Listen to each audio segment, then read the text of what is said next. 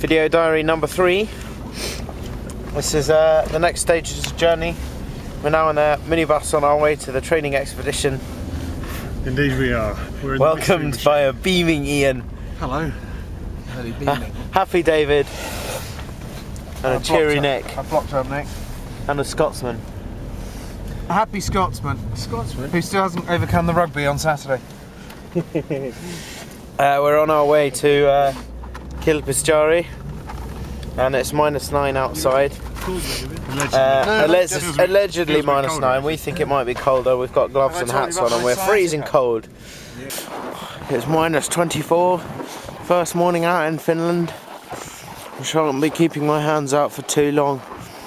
We're going down for a presentation with Charlie now. Get ready for the day.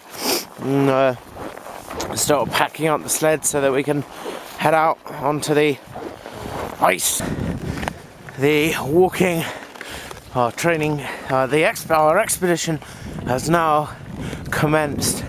We are on skis, sledges in tow,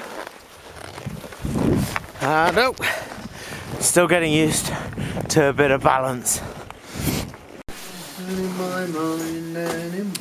The journey has continued. We're in the log cabin this evening. Kilpisjarvi Hotel.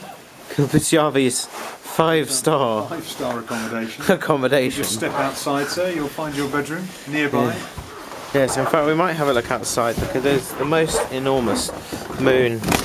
Now whether the camera will pick it up, I don't know. Sort of. Turn my torch off and see what happens. Well, you can't really see much, but it is an impeccably clear night. Earlier we saw a bit of the Aurora Borealis, Northern Lights. The green above the mountain. Passy, our Finnic guide, he's reckoned that we walked between 6 and 7 kilometres today, which is quite a successful mission. Bearing in mind what time we left and the fact that we were walking actually in the end in the dark, it was pretty good.